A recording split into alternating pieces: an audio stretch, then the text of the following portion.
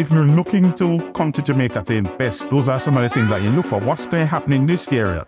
What's looking to happen in this year? As St. Aubyn alluded to just now, the fact that Negril has not yet reached Montego Bay status in development, infrastructural development. So even before you buy, do some research, talk to somebody. What's going on in the government offices? What are the plans? Is there a plan to bypass Lucy? You know what I mean? Are there plans to bypass Green Island? So driving from Montego Bay when you land up to Negril is a half an hour drive or a 20-minute drive rather than an hour drive. Those are some of the things that tell you the potential increase that you can get on your property. Hello, Throppers, and welcome back to another video podcast episode. If this is your first time visiting, a special welcome to you.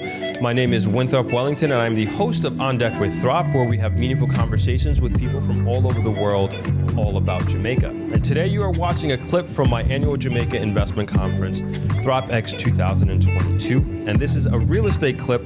And on stage, we are graced by Noel Phillips from Valerie, Levy and Associates, and also Aubyn Clarke from ReMax Jamaica. And they are talking all things real estate. These are two gentlemen that I have worked with in the past on my channel. If you haven't seen before, I encourage you to check out their videos, their respective videos. And they are extremely knowledgeable about the real estate market in Jamaica. Noel has a focus in Kingston more than anything else. I would say the best realtor in Kingston that I've ever worked with, I have to say. And then also St. Aubyn Clarke, he's more focused here in the West, based in Montego Bay, but also does a lot of work here in Negril as well. And super experts in the field. And this is a really good one. They work really well together, even though they're not working in the same company. But for the sake of Throp-X 2022, it was really phenomenal, and I appreciate them both. Of course, it's being hosted by the great Amashika Lauren, and she does a fantastic job of moderating this panel, which was absolutely fantastic. But Throp-X 2023, I want to let you know, tickets are for sale for that. So you can go to Throp-X.com and get your tickets.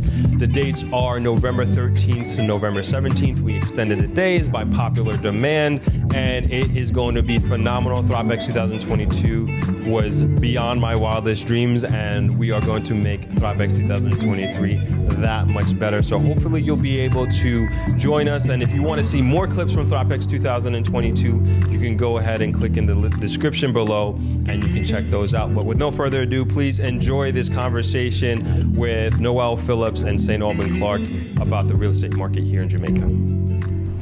Let's start with, what are some of the trends now in the real estate landscape? Noel, let's start with you. As I said, I'm Noel Phillips, and I'm based in Kingston, and I've been in real estate for about 10 years now. The Jamaican real estate landscape over the last probably 15, 20 years has just been explosive. A lot of persons call, and even with the video that we last did with Winthrop, persons got an insight into the market that a lot of persons in the diaspora didn't even know was happening. As regards high density development, that's pretty much the biggest trend now in real estate. Prior to now, 30, 40 years ago, most of the developments, most of the new construction were schemes like Heavendale and so on. But you find a lot of Jamaican, especially younger professionals, who don't have the time or sometimes just don't have the desire to want to necessarily have a yard and dog and all of those stuff. They work better with an apartment because a lot of times long working hours, social life, and some persons are still studying. And a lot of persons are traveling now, and it's a change of the appetite of real estate. So that's one. The other trend that is happening is a lot of Jamaicans, both locally and in the diaspora, have been investing heavily in real estate. Jamaican real estate has been one of the most successful real estate marketplace. So it's not just a stock market that we heard about this morning, but Jamaican real estate product has been one of the safest places to invest money probably over the last half century. And then especially the last probably 15, 20 years, the capital gains on Jamaican real estate has just been phenomenal. You know what I mean? I could name communities that has doubled over the last 3 years in Kingston. And because of that, most of the real estate development that is happening now is in Kingston. At any given point, 70% of the high density development, new development that are happening in Kingston. A lot of money has been made, a lot of potential for money to be made. Real estate in Jamaica has created a total new cross-section of millionaires. Surprisingly, a lot of them I know myself. A lot of persons that walked out of their corporate job or whatever job and has made serious wealth probably in the last 5 years. I mean, change your life kind of money. You know what I mean? Yeah. And I think it is yet a market that has a whole heap of growth potential. So I don't see it kind of maxing out yet.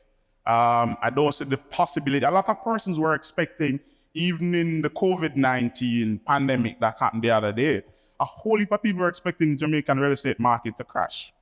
And ironically, most real estate companies saw their biggest earnings in the 2 years of the pandemic, because there are so many persons who were, buying local real estate, persons who were never interested, persons who thought they wouldn't want to come back to Jamaica. So those are just some of the trends that have been happening now, especially in Kingston. Thanks, and Aubyn, tell me. Yes, thank you. Yes, and Noel, I fully agree with everything you just said. That sort of attitude has also transcended down to the western part of the island. Not as much as in Kingston, though, because Kingston is really the economic hub of Jamaica, right? There is all of the entities that people want to do business with are in Kingston. So what that does, it drives the demand for residential and commercial offerings more than it does for on the North Coast, which is basically typically geared towards resort type clientele who are seeking something for a short stay. So, but what is happening now is that thinking has shifted based upon what has happened in the past. People are now taking a different approach to how they view investment, how they stay, how their spend works for them, as opposed to if someone is coming to Jamaica religiously for the last 10 years and spending time in Jamaica, that they have no way of putting a finger on that dollar that they spent when they were 2 weeks in Jamaica. Apart from the memories, there's no way to put your finger on that dollar. Now, owning property in Jamaica keeps that money in your pocket, because if you bought property for $300,000 and you stay in it for the next 10 years, if you are ready to dispose of that asset, you actually have more than $300,000 instead of you just renting when you come to Jamaica. So because of where our main feeder consumers come from, like North America, the concept of vacation was limited to that sort of thinking of just coming to Jamaica at a certain time, bracing yourself mentally for the high fares in the tourist season and the high cost of accommodations in the tourist season. So now, with people looking outside of that box and recognizing that with this new revelation that COVID has taught us that, hey, we can work from anywhere. We don't have to be working from the city where I live. I can be in Jamaica, for example, for 3 months, working and vacationing. Because vacation it begins here in your head, right?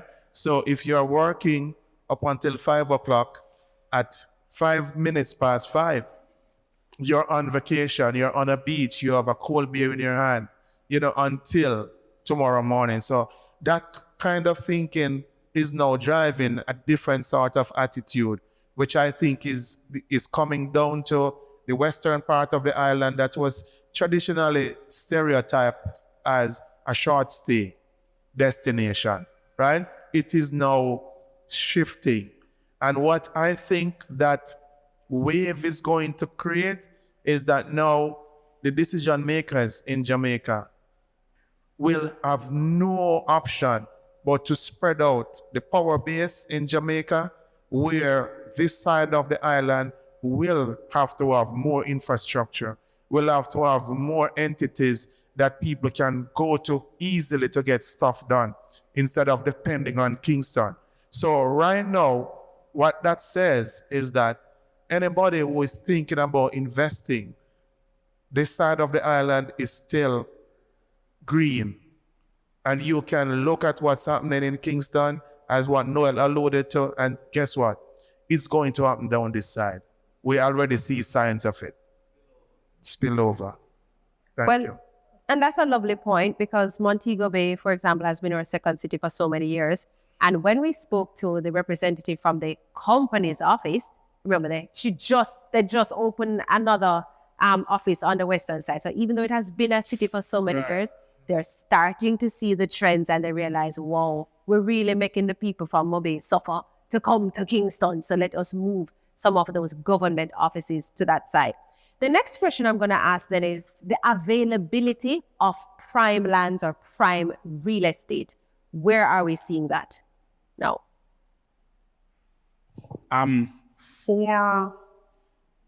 So the real estate spillover is happening in a lot of parishes. And it's not really just a spillover. I think a lot of areas are developing in their own right. So for instance, if you're coming to Jamaica looking to invest in real estate, it is important to understand what's going on in the country first, like infrastructure-wise. So for instance, before the St. Thomas leg of the highway was started, I advised a lot of people like, go buy. There was a whole heap of land in St. Thomas, relatively cheap. You could get 5 acres of land close enough to the road for like $10 million. 10 million, which currency? Jamaican dollars, right? The day that the highway was announced, every land everywhere disappeared, right? Oh. I was trying to get an investor to buy at the time, I think about 300 acres of land, about $90 million, right?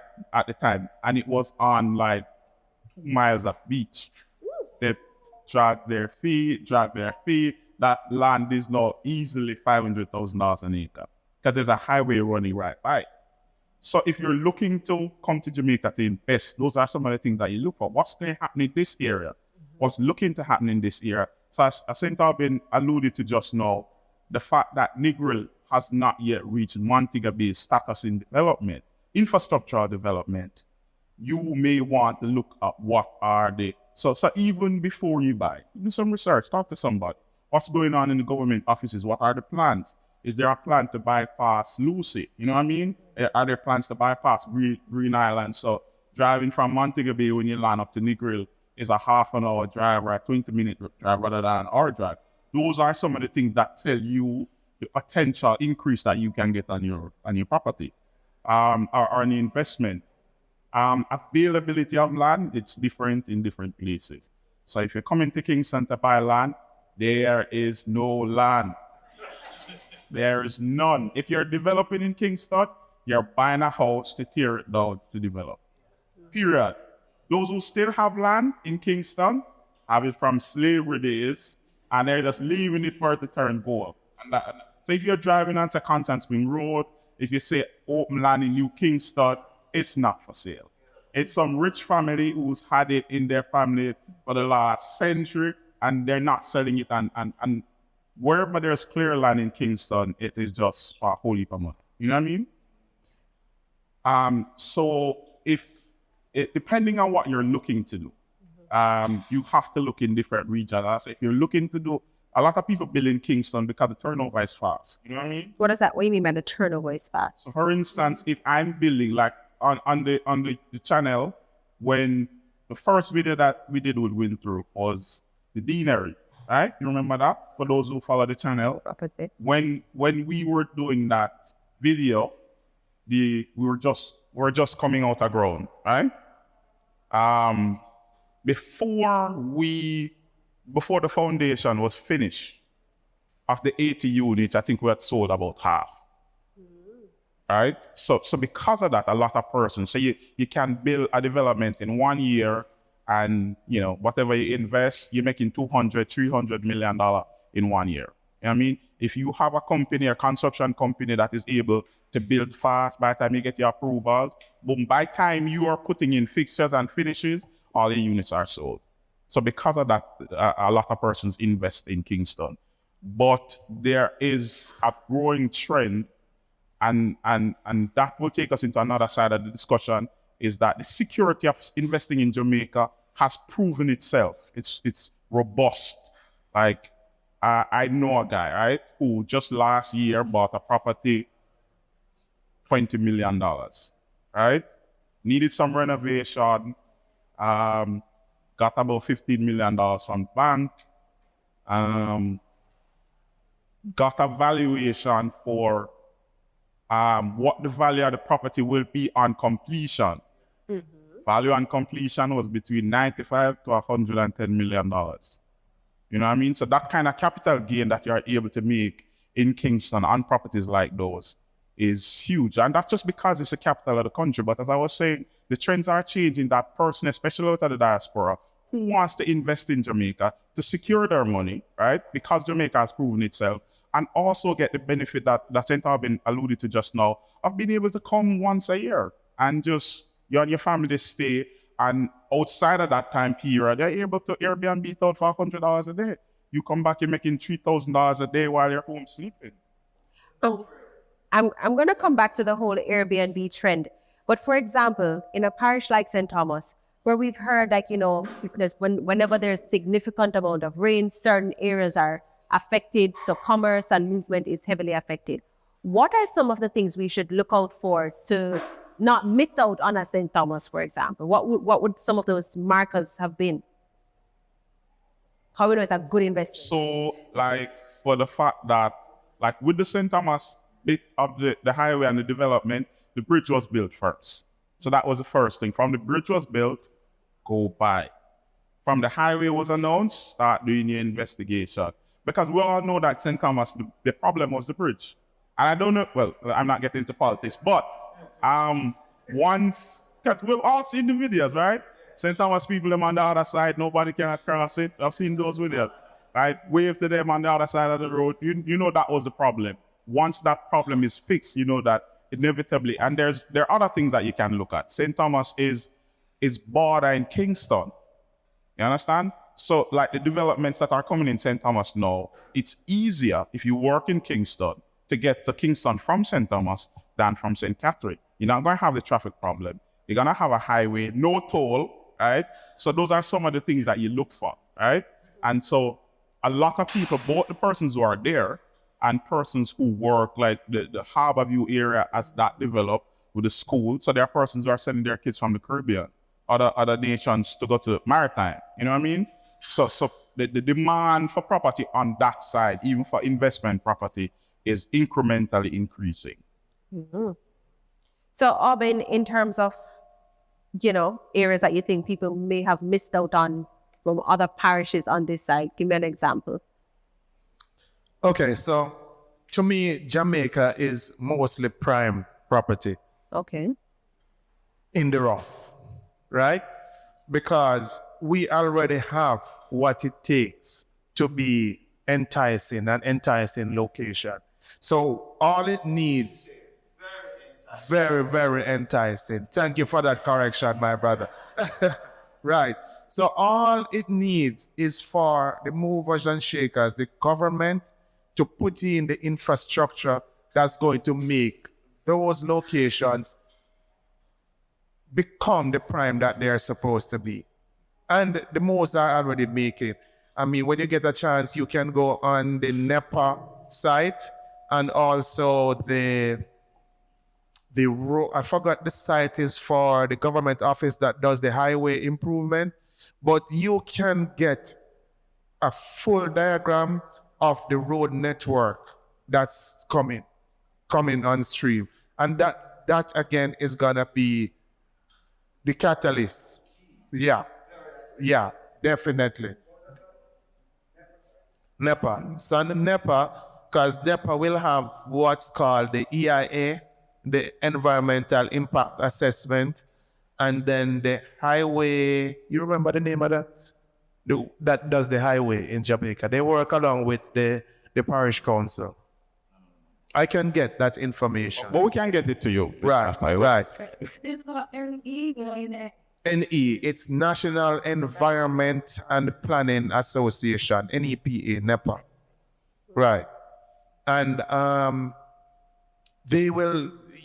road network is going to make a lot of areas that were overlooked in the past, similar to what Noel just said about St. Thomas. So a lot of those areas will now truly become what they are supposed to be. So there are actually a lot of areas in Jamaica because Jamaica is not getting bigger, but Jamaica has gotten bigger in terms of the amount of eyes that are on the little piece of rock now, you know? So what's gonna happen is that and investing is not a sprint. It's a long game, right? It's a long game. So what's gonna happen is a lot of those overlooked parcels are gonna become the diamond that was in the rough. I know during COVID, even our Ministry of Tourism, they were asking even locals to rediscover Jamaica. So even people who never really thought of a villa or a smaller type of property, we were starting to explore these little boutique locations and really, looking at what people had to offer. So we mentioned Airbnbs before and villas. Would that be a good investment for people to start looking at on the western side of the island? Certainly. What you have to remember, what you have to think about when you're doing a villa is that people want something that can keep them occupied. They want access to amenities, and Jamaica is smart. As long as you get somewhere that nice beach and activities are within like an hour, you're already halfway there. And then the rest of it is ensuring that you market your property properly. That it's not going to market itself until 2 or 3 years down the line when you now have residual goodwill. Like people who have come and stayed at your property over, spread the word online. But in the first year or two, it's heavy lifting. You have to ensure that you do what it takes to get that foothold into that niche that you have become a part of. And then you make sure that you give good follow-up service. The staff that are at your property are very responsive and they're easy to get along with. And that's the other half of what you're doing with villas. And once the networks that will make this work for you, if there's a good road network to where your property is, and if there is light electricity, remember what we call light electricity? Power. Right, current. Correct. If there is good, reliable current and good water and internet, and the rest is history. So in terms of valuing a property, what are some of the things that are used to value the property? Yes, how I know it. Well, as regards valuing a property, there is a profession that is a subset of the real estate industry that does that. There are appraisal officers. Valerie, Levy and Associates, that's a part of our company. So we have somebody who does appraisals. But oftentimes the price to do an appraisal is usually about $3,000 per million.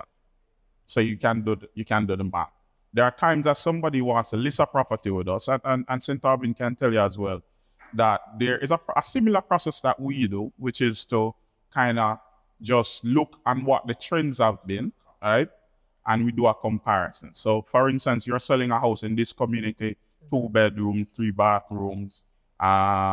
We can check to see what the sales have been over the last 6 months. And then based on that, we can give you a recommendation. If it is that you want an actual document to say, this is what the property is valued, you'd have to get an appraisal officer to do that. You know what I mean? And if that's not good for create.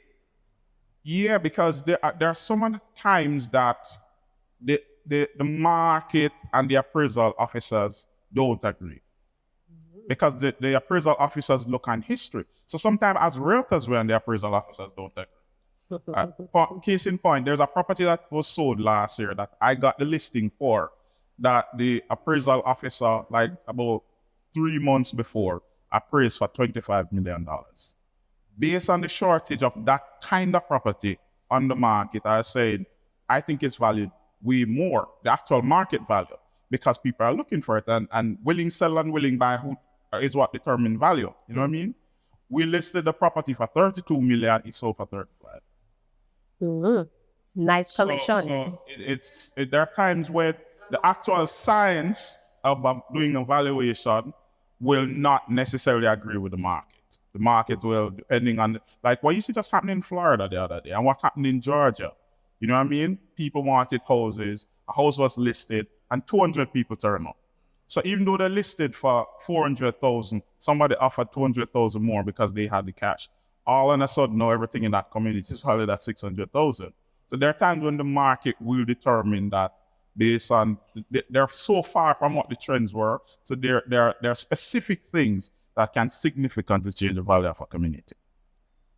Let's touch a little bit on commercial properties. So yes, you have high density buildings that may be used as condos for housing and that sort of thing, but like some buildings that are used for offices, because we know in different parishes, especially like St. Catherine and also in Montego Bay, we have these BPOs that are popping up. Talk to me a little bit about that and how those things are valued, those properties going up are being valued. Okay, right. So demand and location are two key factors. So say, for example, somewhere like, let's say Savlamar, Right. which is not known for BPO, right?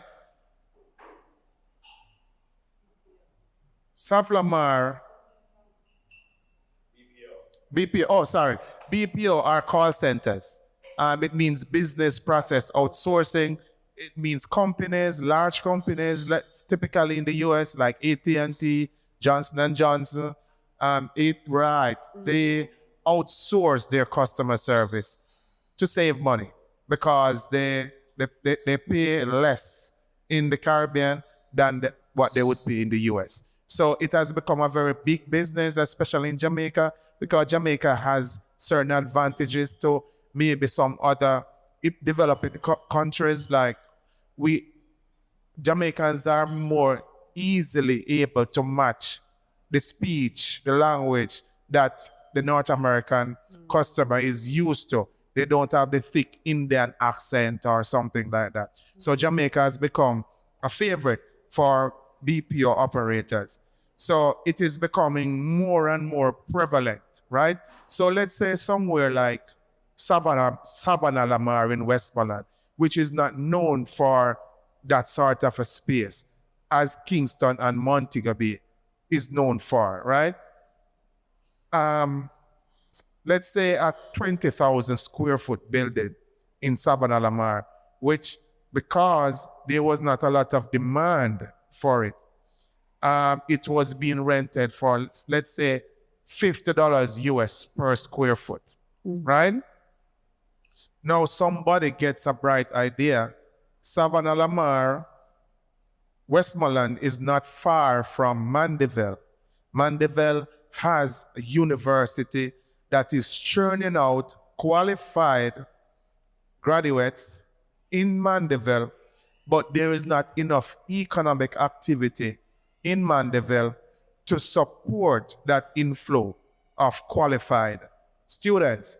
Now somebody in Savannah Lamar says, hey, what I need to operate a BPO is the adequate amount of space and qualified staff who they have to be of a certain educational standard.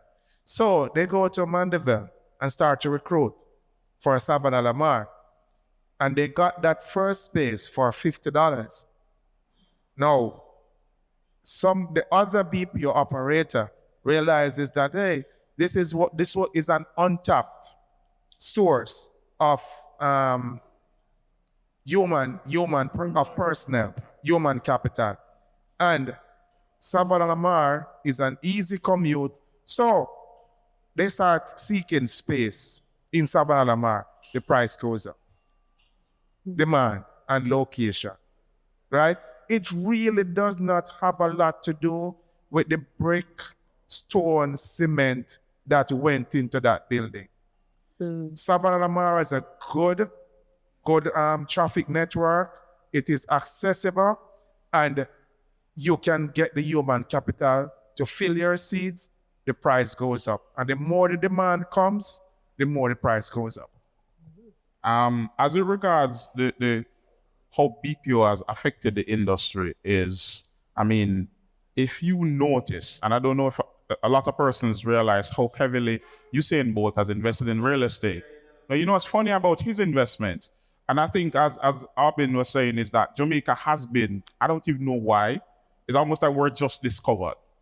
So Jamaica's, I won't say what I was going to say on camera, but Jamaica speaks very good English. I know in Jamaica needs to speak American English or British English. We can, like, at the drop of a hat. You know, I won't say anything more. But a lot of the spaces, so like in Kingston, a lot of the distribution companies like we're seeing Grace Kennedy and so on, need usually a lot of warehouse space. It was fairly a good amount of warehouse real estate on the market, or spaces that could have been converted to real estate, to warehouse. What has happened with the advent now of so many BPOs, call centers, moving to Jamaica is that there is now a big back and forth. So much so that the last two investments that Usain Bolt has done, one is 85 Harpatry Road, and the other one is right across the road from St. Andrew Hospital right now. Those were built for the clients. So they're not building and hoping. So the client will call and they want a specification, this amount of office, the CEO wants to be on the top, he wants somewhere to park his Mercedes, all of that. So the space is built to that specification. There's a contract that might say we are paying $100,000 over 5 years or over 10 years, and that contract is signed and then it's handed over.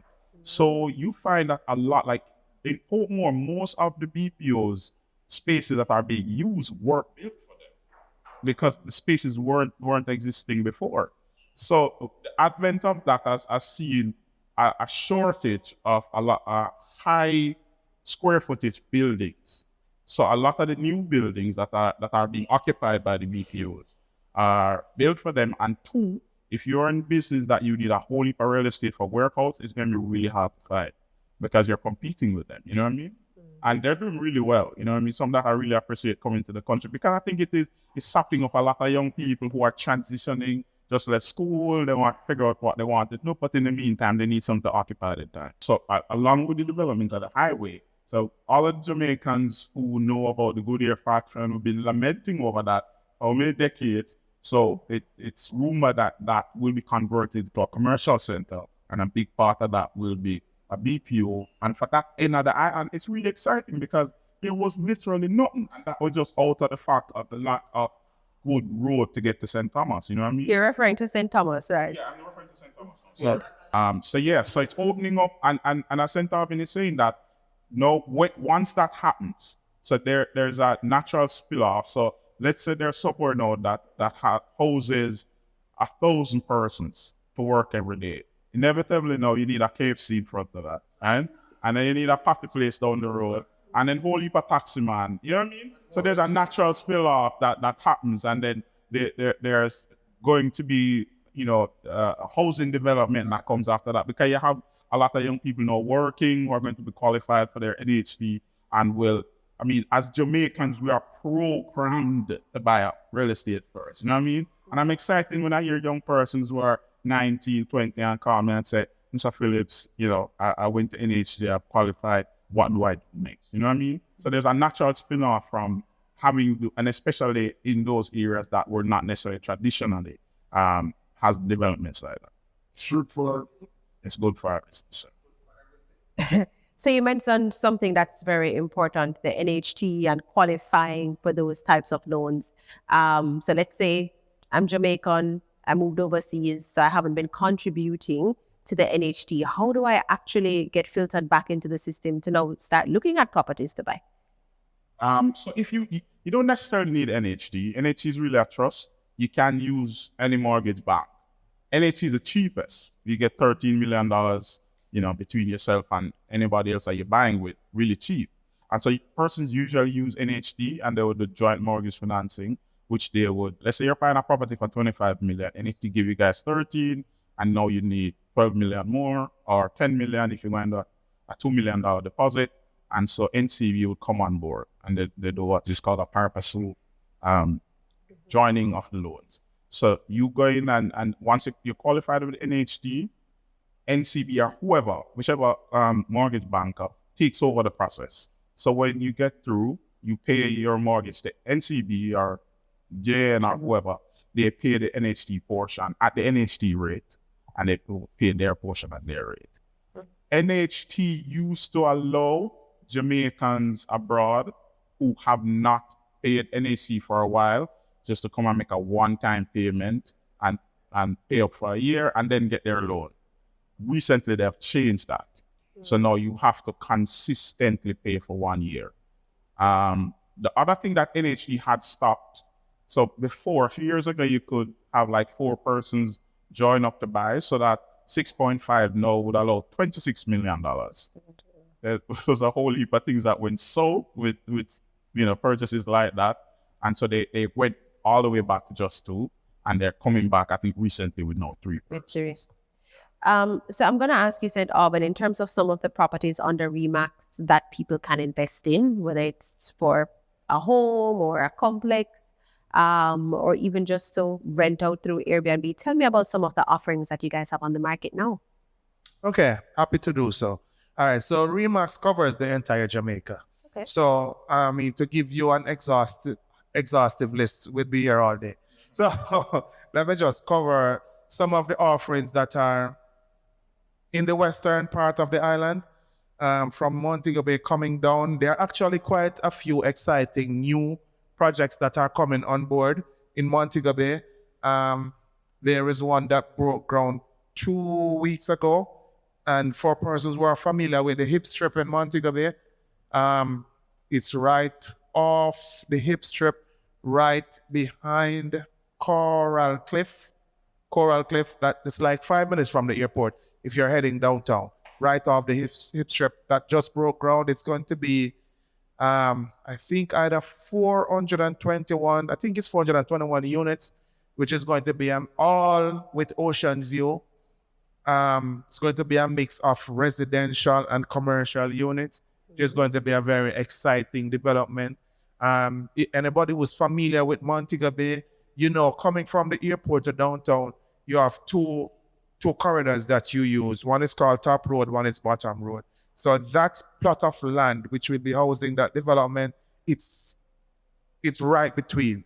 Very central. Right.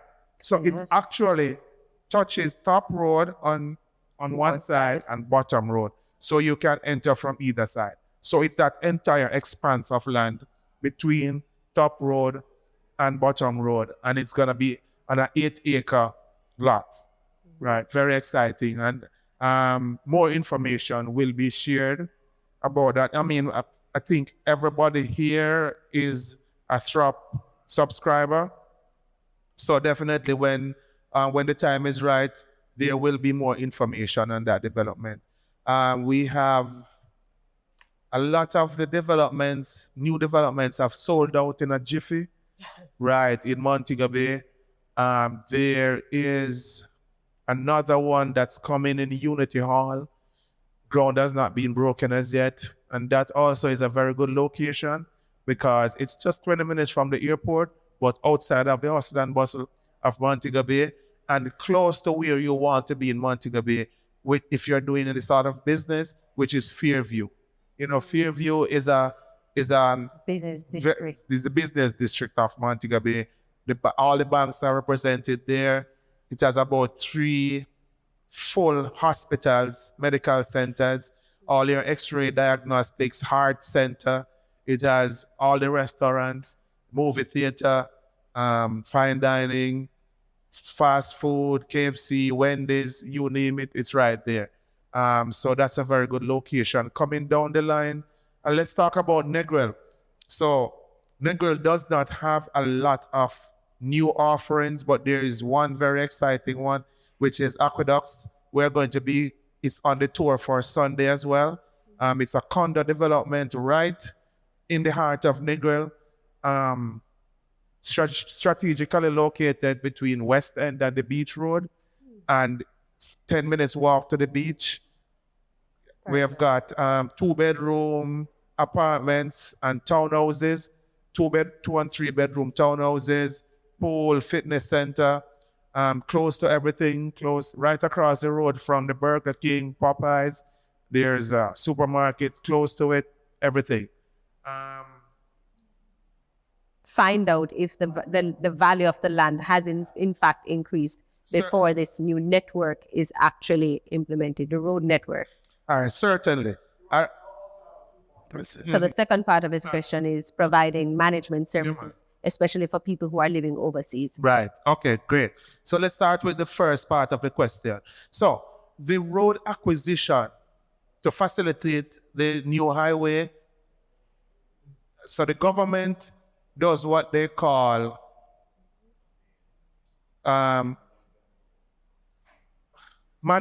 is it mandatory reacquisition? I think it's called mandatory reacquisition of the lands that will be affected by the network. Now, this is something that started years ago and is completed now, right? So anybody whose land would have been affected by this network would have been notified and they would have been paid. It's not a negotiation. The government doesn't negotiate. No, I understand. I know. I'm just being general for maybe someone who has a question, right? So that has been completed already, right? Well, I don't know if it's a little money or a lot, but I think it's no. They don't negotiate. They give you what it's worth, what they think it's worth. I think they get their valuers to go in and value it and give you what it's worth.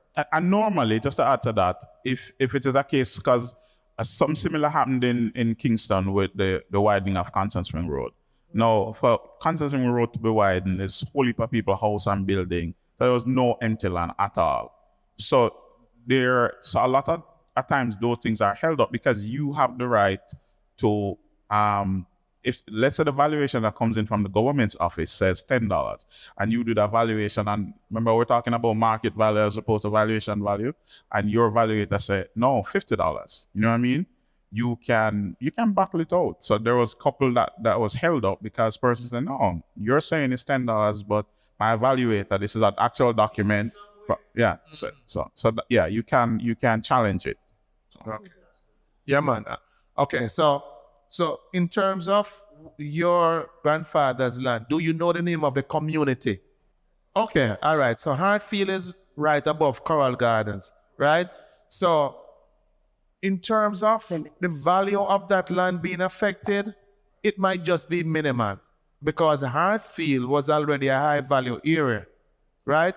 The communities that will see the most significant shift in their price point is areas that were originally overlooked, right? Which there's a lot of them. And if we connect after the conference, I can send you those resources that show you the exact road network and you can find your plot in it. So, again, valuation is going to be based upon future development.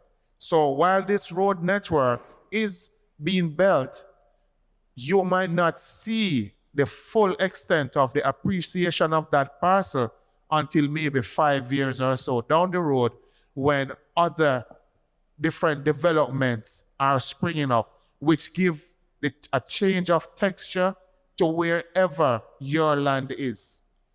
So if industries and commercial activity and nice housing units are now become a part of that landscape, then definitely that will increase the value of any land that is in that area that was originally looked at as a depressed area, because this road will go through a lot of now depressed areas. So they will get life injection.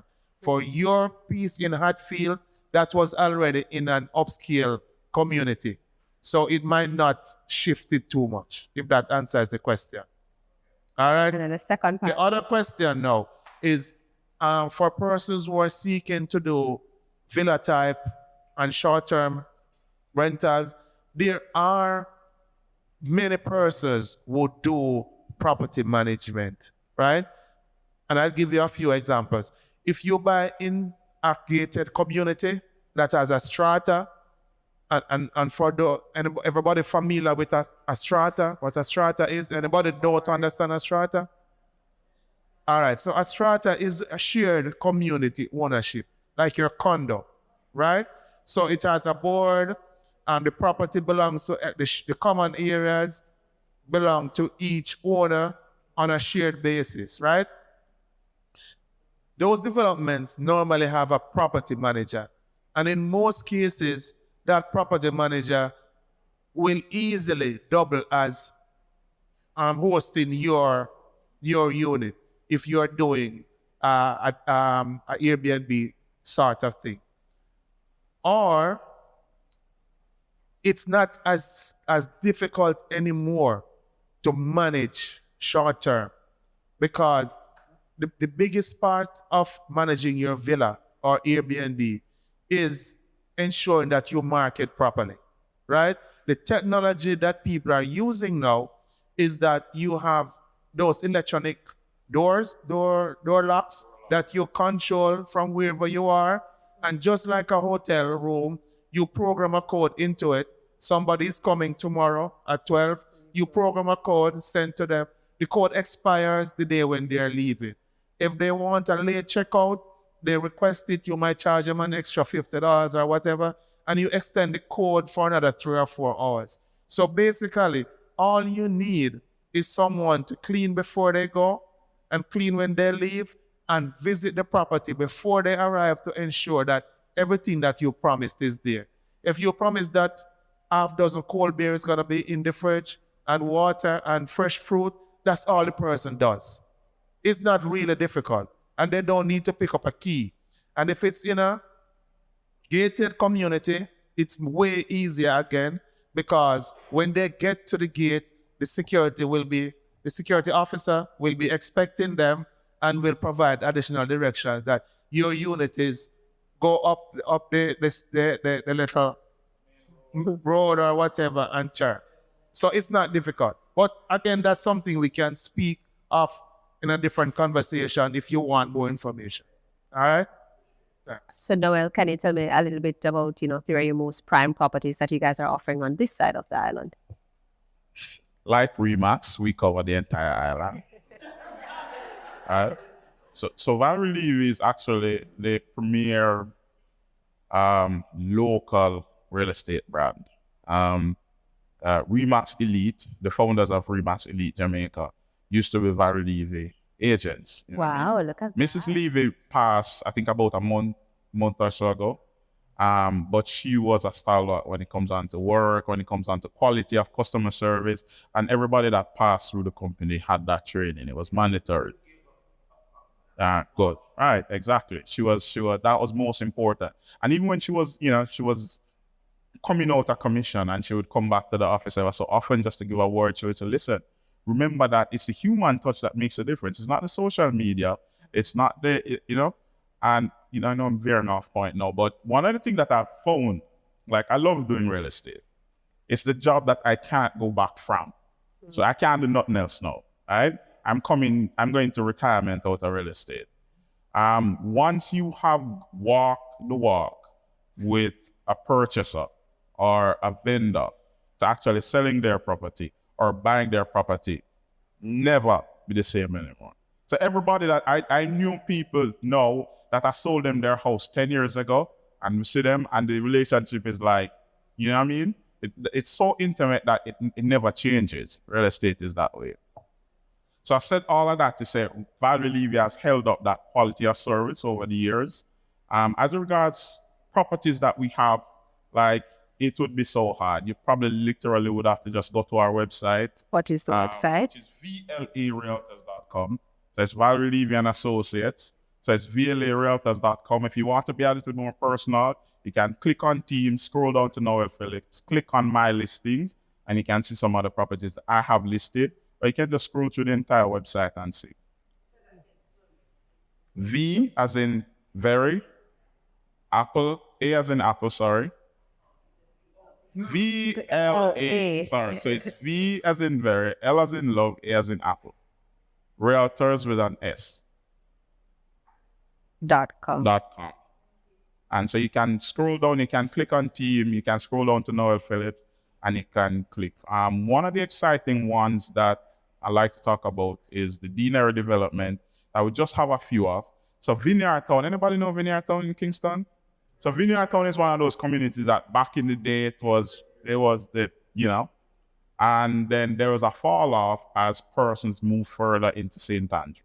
Because when Deanery was the place to live, there's nobody living in Cherry Garden was Mango Bush and all that place. Nobody wanted to live there because everything that you wanted was closer to downtown. New Kingston was just developing and so on.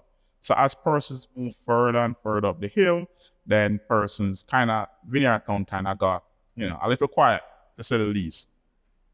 One of the trends now is that as young professionals buy real estate, they don't want to go far because what was important for persons in the 90s is not important to the home buyers now. So in the 90s, it was important that you go to the hills and you look over in the city. So places like Cooper's Hill and so on was good. It was a thing. The big 6,000 square foot house in Cooper's Hill was a thing. The young people now want 1,200 square feet in New Kingston, close to their social life, which is very important for Jamaicans now, close to the supermarket, close to the doctor's office, close to everything that affects their everyday life. How does that affect that demand or shifted the demographics? I don't know if I can say it has started to affect yet, and I'm sure it will when it gets here. But as I said, the market has taken on such a robust life of its own that it's hard to predict the other side of that explosion when it comes. You know what I mean? So the Deanery development is the first high-rise, high-density development in Vineyard Town. So it has brought back that kind of excitement. Another thing that has been happening in Vineyard Town, as we're talking about things that will be changing in an environment that will affect the value of the real estate. So there was a recent acquisition of St. Joseph's Hospital, which was for a long time a church hospital. So the government took it over. They're in the process now of getting ready to do a renovation. The doctors that were on campus were given notice. So what you'll find, even though when we started, we didn't even know about that was going to happen. So what you'll find happening now, a lot of the persons who bought Deanery for investment are going to have a direct feed from the hospital. So for instance, somebody who's in Montego Bay who applied for a job as a radiologist at that hospital or whatever, moving to Kingston, they're wanting to live as close as possible to where they work. So what it will mean is that what persons had projected to be getting from their investment property, let's say you were thinking that you could get $80,000 for your one bedroom. Now it may move to 100,000 or 120 because now it's doctors and medical professionals. Exactly. So there's that. As I said, there's a lot more. You can go to our website. You can just browse through. And if there's anything at all that you're interested in that you don't see, because sometimes there are properties and type of properties that you may want that are not listed or they don't get to be listed. Because sometimes we get properties that are so hot. For instance, if you get a half acre of land in Constant Spring, it's very likely it's not going to be listed. And every realtor will tell you, like we have a list of developers or investors who are looking for half acre in Constant Spring. So if we get a listing like that, you have a list of 10, 20 persons who have cash who is waiting. So if there's something that you're interested in and you want, it would be best to speak to your realtor. You know what I mean? So if you want, you can give me a call, you can send me an email, and we could guide you along. All right, so the last two questions here are mixed use properties allowed in residential communities. For example, the first floor is used for a private medical practice while people live on the other floors. Is that something common or is that something that we see? It doesn't happen a lot because culturally Jamaicans don't do that. It can happen, but we kind of boast, not true? Yeah, we want that we are. If you have a medical establishment, you're doing well. So you're not living at the back of it. Like it is very like some things, as St. Aubyn was saying earlier, a lot of things have to do with culture. And it doesn't necessarily have to do with the economic status. Mm-hmm. So for instance, the Asian community, come to Jamaica. They don't have no problem doing that. They'll set up a restaurant or a wholesale and they live upstairs and they're fine. You know what I mean? Saves a lot of money paying one rent. But So that's a yes. It can happen, but it's not it's common. not, it can happen. But let's look on the areas and the communities that you'll be allowed mixed use, right? Where you're allowed, right? What the parish council will allow you to All right. wear. So let's say, for instance, in Kingston, you might be able to set up a community like that in Vineyard Town, in Richmond Park, in where else? Some places are like in Malign Gardens and some of those areas. So some of those communities will allow that. So you can put up a side and say, this is a nursing home, this is whatever. Yeah, it is. Yeah, no. But that like Jamaica and its development, in monitoring situations, it notifies that the developers are going to seek to do stuff like this because if people are demanding this type of living, then we may have to start to do more mixed use. Exactly. So that's what I was getting to know. So while you might not find a lot of somebody buying a house in Malines and they live on half and they'll do, a nursing home on half, you won't find that a lot happening because culturally how we are. What you may find happening a lot in the future is mixed use developments. You know what I mean? So for instance, if you're Rock was a recent one. The old Oceana Hotel in downtown. You went there, so yeah. So remember, everybody thought that building was condemned and some bulldozer going driving. The apartments were selling for $50 million the other day, like. Exactly. So now you have restaurants and hotels and apartments, you know what I mean? So I do see a strong need for stuff like that in the future. And as I said, one of the things that you guys probably even don't understand or don't realize is how much you're changing the market. Because a lot of the things that you come and you may want or desire, we don't necessarily even think of that. You know what I mean? So persons who have left Jamaica, live in Canada, live in North America, live in the UK or Europe for, 3 decades, come back to Jamaica and say, why don't you do that? Somebody might say, yeah, that's interesting. Okay, let's do that. But it's stuff that normally Jamaican developers who may not have had any interest. So it's just based on what is proposed to the parish council for approval. And I also want to point out, when we're driving through St. Anne, is it Richmond? What is that establishment? So what happens is you have all those townhouses on one side, and then a section is designated to the supermarket. So businesses are, in the area, and the housing is on one aspect. So it's not like people just driving through, I like that house, and is that what you drive? And it's its own little business side here, and the housing, the residential section is on another part. Another thing somebody said was, what's up with all these government lands in the middle? What do we consider government-owned lands? We saw the issue the other day about people So government land is land owned by the government. Which isn't that everywhere? Yeah, government is the biggest holder of land in Jamaica, right? When I say I own or I have the title, I have an interest in the land. Yeah. So there are a couple of things that sometimes annoys me, which is that government doesn't often do a good job in taking care of their land. You know what I mean? So for instance, a lot of the informal settlements anywhere is on government land. And I often say, like, you have 50 acres, 100 acres somewhere, and there's an informal settlement that you're not going to tell people to get off. At least send in the National Land Agency to subdivide the land and allow the people to properly own their title. Because when you're doing an informal settlement, the road is like an ants trail. You know what I mean? There's no proper road. So the road goes so and back round, so and pass somebody's bathroom. You know what I mean? Yeah, but you're not going to do any road on a government land. Because for instance, so there's a big thing in Jamaica now which is called adverse possession. So first of all, we do not own land in Jamaica. The land belongs to the Queen. The King now. Right? Exactly. The King. So we're holders of land. Because of that, there's a law called adverse possession, which allows that if you're not doing a good job in taking care of the Queen's land, and somebody is cutting it and paying the taxes, and they're occupying the land for 12 years undisturbed, they have the right to legally go tell the government, this person was not taking care of the Queen's land. I've been doing it. please give me the title. The government is going to advertise, then they're going to cancel your title that you have in your draw in Canada, and there's a new title issued, and you're no longer the owner of that land.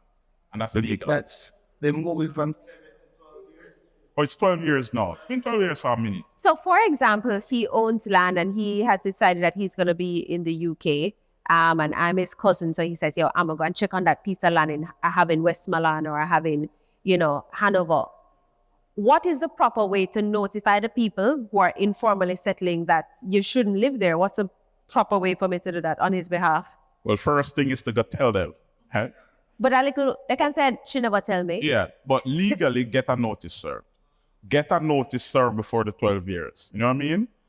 Also, you're in Canada, you're in the UK, you're in the US, go online. St. Aubyn was talking about that earlier. It's so easy now to pay your property tax in your name. Because if you're not paying it, and I go pay 12 years property tax, you're done. Where you going to pay now? You don't have... So if you were paying the property tax, and let's say the person went on it for a few years, you can say, but I've been paying the property tax, here's the receipt. If that person goes and even back pay, right, and claim that they were... Because they don't have to be paying the tax for 12 years. They just need to prove that they were on it for 12 years, or they were taking care of it, or they were cutting the grass for 12 years, and they can pay up all the property tax in 1 year. They can still claim adverse possession. Wow. You know what I mean? So coming back to the point that we're making just now about government land, so you can do that for 12 years for private land.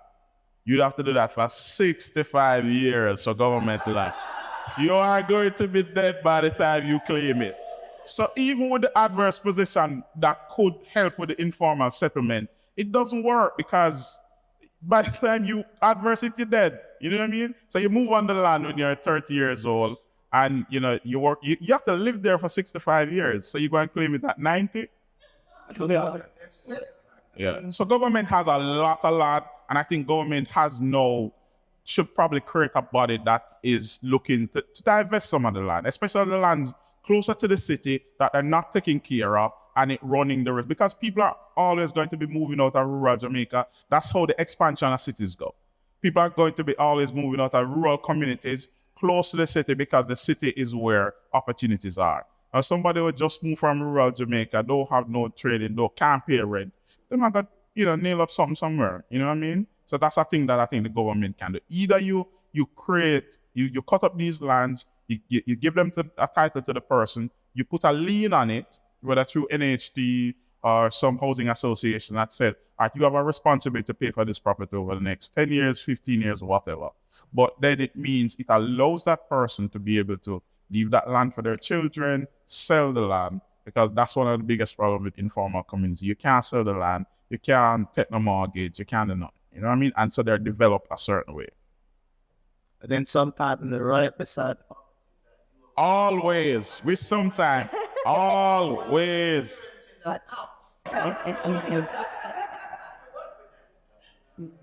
right, our final question.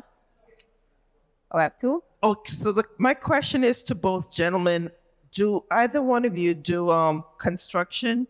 And secondly, if you do you do private construction or is it just commercial? Or if you have a piece of land and you'd like to build on it, like what's the best way to go about finding a good contractor? Because that's like the big scary thing is finding someone who you could trust, who is going to do a good job, where you could just put the project in their hands and feel that your money will be spent. So what would be your advice on finding someone? Can you recommend someone, or do either one of you do that kind of work? Okay, for me personally, as a realtor, I'm involved in the end user part of the cycle. However, because of my association with all the players in the industry, I could recommend you to a contractor. And again, it also depends on where you have this undeveloped land. And is it something that you already have, or you already have it? So it's something we could talk about. I can point you in the right direction. One of the things about building, you have to go into it fully prepared. You have to be able to manage your expectations, especially if two things. If you live outside of Jamaica, number one, and if you don't have construction experience, you're already at a disadvantage. You know? So those are things you have to think about. But it's something we can definitely talk about. There's another question. I do have some construction experience depending on the magnitude of what the project is. What I usually tell persons, especially persons out of the diaspora, if you're looking to build, get ready to be dirty. You know what I mean? Don't give nobody $50 million and say, I come in to look for a house. You know what I mean? Like that, don't do that. That happens anywhere in the world. You know what I mean? And that's just Jamaica. You wire $50 million to somebody's account and say, listen, I'm coming next year and I want this, and that. You know what I mean? And sometimes I think persons are just not realistic. So if you're looking to build, make sure you have some time, slot time to visit your property and make sure your release of cash is relative to what has been done, or is one of the things that you can do to help you and to protect you is to get the service of a quantity surveyor. So a quantity surveyor, I think there's supposed to be somewhere that a website or a government office where registered or licensed quantity surveyors can be found, or I can get information to you if necessary. For instance, I'm building something. You're abroad and you're building something, and the report says it's going to take $80 million. And you're incrementally releasing these funds to your contractor. Don't let nobody persuade you that I need $40 million one time. Nobody don't need that amount of money, right? So they're supposed to, at the first incremental release of $10 million, clear the land, build a foundation, bring up the first level. Your QS will go on site, will calculate based on the standard of construction and pricing at the point to see if $10 million was spent. If $10 million was not spent at that point, you say you need to bring it to $10 million. I'm not releasing any more money. You know what I mean? So, but if you're looking to build, be involved. You know what I mean? And so I think the mistake that a lot of people make, and it's not just Jamaica, it's all around the world, is my sister was building in Georgia and had a similar experience. The idea of just releasing all your money to somebody and they're promising and they're going to do that, I mean, don't do that. Right. Yeah, and contracts, that's important. And that is your recourse. You know what I mean? If somebody promise you you're building, because at this point, I think with coming out of COVID and coming out of this war now in Ukraine, that don't look like it ever going to end, construction price, like $15,000 to $20,000 per square feet. So if you're building X and the calculation is that it's 1,000 square feet at $15,000, then it's $15 million. This is what it's going to cost. This is the contract. It's going to have 12 by 12 or 24 by 24 porcelain tile. You're going to have Kohler bathroom, fixtures, whatever. That is signed. All of those details are in your contract. So if at the point when your QS say this is not spent, you have your contract that this is what was promised, this is not what is delivered, I'm not releasing any more money, I'm changing contractors, and you still owe me that, $2 or $3 million difference in whatever. But be willing to participate, you know what I mean? You just watched a clip from Throp-X 2022. I really hope you enjoyed it. If you want to see more, click right here. Or right here.